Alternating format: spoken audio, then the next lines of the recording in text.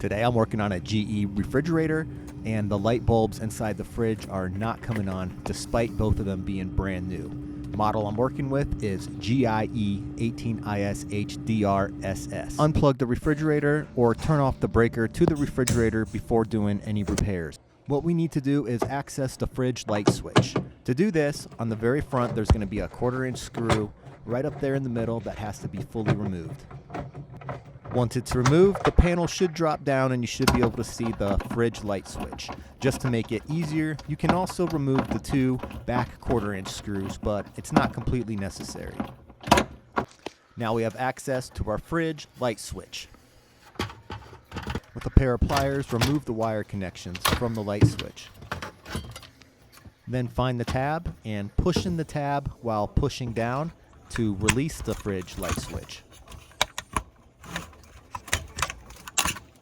You can also tell that the fridge switch is bad because it's not supposed to make a bunch of noise when you shake it. The new fridge switch that came in is a little bit different and I'm not sure why, but we're still going to make it work. One modification that I need to do is cut out this small square piece using a razor knife.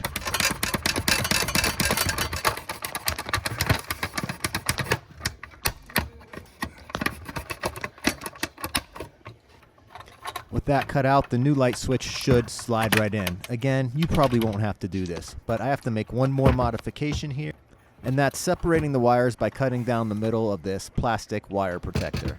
Now they should slide right onto the fridge switch individually.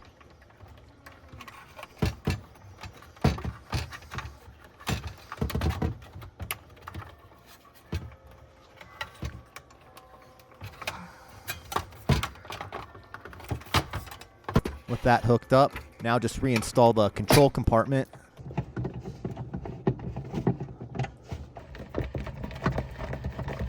And reapply power to the fridge, and we got light. Light.